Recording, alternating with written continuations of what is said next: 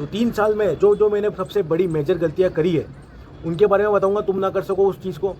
और जो जो 3 चीज़ें जो मैंने फील करी है, 3 क्या बहुत सारी चीज़ें फील करी है, पर इस वीडियो के अंदर मैं 3 ही बताऊंगा। वर्कआउट करने से मेरी लाइफ की आधी से ज़्यादा प्रॉब्लम अपने आप सॉल्व हो गई है। वर्कआउट मैंने शुरू किया था जब मेरी 10th क्लास के एग्ज़ाम कंप्लीट हो गए थे। तो जब मेरी 10th कंप्लीट हुई तो मैंने सोचा कि कुछ ना कुछ तो करना है लाइफ के अंदर, बॉडी बनानी है। बॉडी बनाने का सपना सबका होता है, चाहे वो 5वीं क्लास का बच्चा हो, चाहे वो 10th क्लास का बच्चा हो। तो मैंने 10वीं क्लास की छुट्टियों के अंदर वर्कआउट करना शुरू कर दिया था। जब से लेके आज तक मैं होम वर्कआउट ही कर रहा हूँ। मैं 19 एज, मैं 19 साल का हो चुका हूँ। तो 3 साल में जो जो मैंने सबसे बड़ी मेजर गलतियाँ करी है उनके बारे में बताऊँगा, तुम ना कर सको उस चीज़ को। और जो जो 3 चीज़ें जो मैंने फील करी है, 3 क्या बहुत सारी चीज़ें फील करी है, पर इस वीडियो के अंदर मैं 3 ही बताऊँगा। कोई भी पार्ट मिस मत कर देना, क्योंकि जो मैंने जिन चीज़ों के पीछे मैंने रिग्रेट करा है, टाइम अपना वेस्ट करा है वर्कआउट के साथ साथ, तो तुम भी ना कर पाओ, इसलिए वीडियो को एंड तक जरूर देखना। नंबर 1 मिस्टेक इज, प्रोटीन के पीछे इतना भी पागल मत हो जाना कि तुम कुछ भी जुगाड़ लगाने लगो। स्पेशली अगर मैं तुम्हें क्लियर कर देता हूँ, वर्कआउट जब लोग नया नया स्टार्ट करते हैं तो वो बादाम, काजू, किशमिश वगैरह इन सब चीज़ों को कंज्यूम करने लगते हैं। ये चीज़ें करनी चाहिए, हेल्दी फैट्स वगैरह इनमें से मिल जाता है। कि मेरी क्या सोच थी जब मैंने वर्कआउट स्टार्ट किया था, तो इनके अंदर इन चीज़ों को खाने से ही बॉडी बनती है। बॉडी बनती भी है, हेल्दी फैट्स मिलते हैं, मेक श्योर, इनमें कोई डाउट नहीं है, नो डाउट। बट प्रोटीन से अपना मसल मास गेन होता है, ये तुम्हें मैं बता देता हूँ। अगर तुम एक बिगनर हो, प्रोटीन सबसे ज़्यादा ज़रूरी चीज़ है। काजू, बादाम, किशमिश अगर तुम खाते जाओगे, प्रोटीन नहीं खाओगे तो तुम्हारा फैट ही इंक्रीज़ होगा, क्योंकि उनके अंदर भी हेल्दी फैट्स ही होते हैं, पर फैट्स होते हैं। प्रोटीन को तुम्हें इतनी भी प्रायोरिटी नहीं देने की तुम इसके अंदर जुगाड़ लगाने लग जाओ।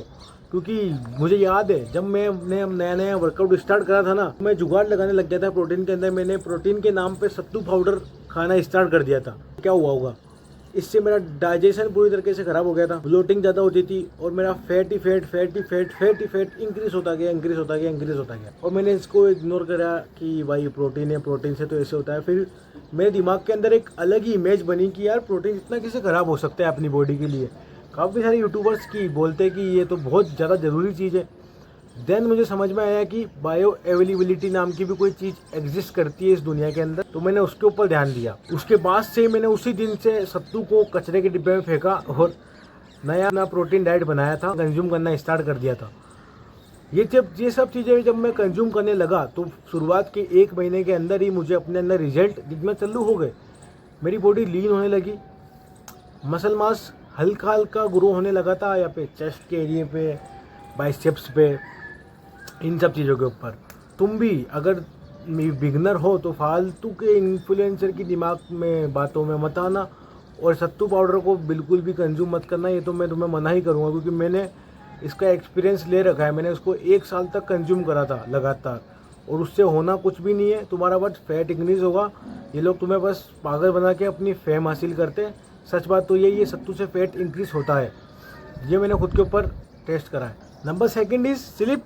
अगर तुम्हारी स्लीप साइकिल ही ख़राब है, कम से कम 2 या 3 घंटे की है, क्योंकि मेरी उस टाइम में इतनी ही कम हुआ करती थी। मैंने उसका रीज़न भी तुम्हें बताया आगे की वीडियो में, अगर तुमने देखा होगा। बेसिकली उस टाइम नया नया इंस्टाग्राम मैंने अपने फ़ोन के अंदर इंस्टॉल करा था। उसके अंदर मेरे मोटिवेशनल रील बहुत ज़्यादा ही आती थी, जो बकचोदी टाइप की होती है कि तुम्हें कम से कम दिन में सुबह 3:30 बजे उठना पड़ेगा, जिससे तुम्हारा डिसिप्लिन बिल्ड होगा। चूतिया चीज़ें होती है, मतलब अच्छी चीज़ होती है, ये मैं इसको ख़राब नहीं बता रहा।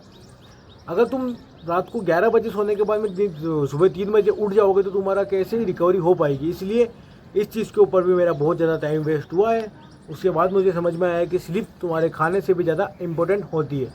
जब से मैंने 8 घंटे की नींद लेना चालू करी और मेरा माइंड एकदम रिलैक्स होने लगा, माइंड की बात तो नहीं करे, पर वर्कआउट बढ़िया तरीके से होने लगा, मेरा मसल मास बढ़िया ग्रो होने लगा और माइंड भी रिलैक्स हुआ है। स्लीप तुम्हारे लिए बहुत ज़्यादा इम्पोर्टेंट होती है। और नंबर 3 इज़ रनिंग। मैंने वर्कआउट के साथ साथ रनिंग को भी स्टार्ट कर दिया था। रनिंग के अंदर मैं जॉगिंग करा करता था, स्प्रिंट नहीं मारा करता था। ये मेरी सबसे बड़ी गलती थी, जिससे ही मेरा मसल मास में जितना भी वर्कआउट करके गेन करता वो सारा मैं जॉगिंग करके गवा देता। इसलिए तुम अगर वर्कआउट कर रहे हो तो वर्कआउट ही करो। तुम्हें अगर रनिंग करनी ही है तो हफ्ते में 2 या 3 बार तुम कर सकते हो। सुन लो फ़ायदे, वर्कआउट जो मैंने करा है तो उससे मेरे फ़ायदे क्या क्या हुए।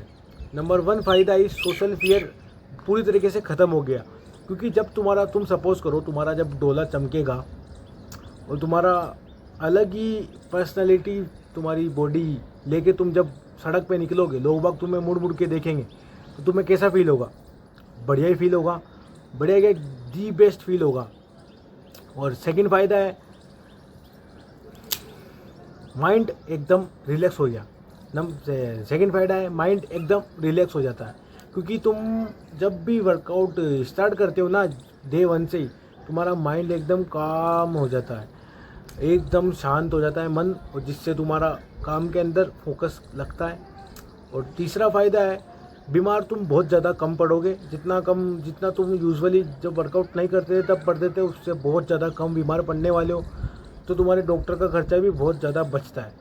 तो अगर तुम्हें ये वीडियो पसंद आई तो तुम इसको वापस देखना और समझना अच्छे से। और इसी के साथ मिलते हैं नेक्स्ट वीडियो में। जय श्री राम।